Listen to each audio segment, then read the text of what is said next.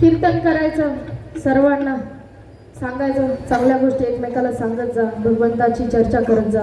जेव्हा भगवंताची आपण चर्चा करतो ना, तो आपली चर्चा वाढवत असतो. माहिती आहे तुम्हाला, आपण त्याची जेव्हा चर्चा करतो ना, तो आपली चर्चा वाढवतो असतो.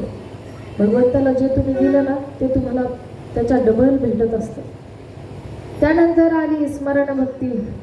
काय करायचं? नित्यकथाधिकांचं श्रवण करायचं. श्रवण करून तुम्ही कीर्तन करायचं. कीर्तन म्हणजे इथं राहून कीर्तन नाही, कुणाला तरी चांगले सांगायचं. जे ऐकलं ते, जे तुम्हाला कळलं ते दुसऱ्यांना सांगत चालला. आणि दुसऱ्यांना सांगितलं का ते स्मरण करायचं. काय? ते स्मरण करायचं, त्याला म्हणतात स्मरण भक्ती. त्यानंतर आली सेवन भक्ती. दिवसभर हृदयामध्ये भगवंताचं चिंतन करायचं.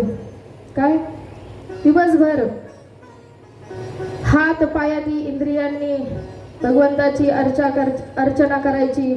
त्याला काय म्हणायचं? सेवन भक्ती. नंतर दास्य भक्ती. बघा, भगवंताला आवडेल ती सेवा करायची, याला म्हणतात दास्य भक्ती. भगवंताला आवडेल ती सेवा करायची.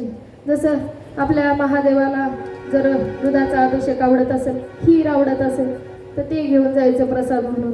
भगवंताला जे आवडत असेल, जो शृंगार आवडत असेल तो द्यायचा. जसं कृष्ण कन्हैयाला काही आवडतं, लोणी आवडतं, दूध आवडतं, हे सगळं गोष्टी, ही झाली दास्य भक्ती. त्याच्या मर्जीप्रमाणे आपण वागायचं, आपण त्याला द्यायचं, ही झाली दास्य भक्ती. त्यानंतर अर्चन भक्ती म्हणजे सदा आपल्या वैभवाप्रमाणे विधीपूर्वक म्हणजे जसं आपली परिस्थिती असेल ना, तसं भगवंताची पूजा अर्चा आपण करायची. जशा पद्धतीने जे आपल्याकडे अवेलेबल असेल, जे आपल्याकडे असेल, आपण श्रीमंत असू, आपण गरीब असू, जेवढी आपली कुवत असेल तशी आपण भक्ती कोणाची करायची? भगवंताची करायची. ती झाली अर्चन भक्ती. मंत्रोदिकाने साष्टांग दंडवत करून भक्ती करायची, ती झाली वंदन भक्ती.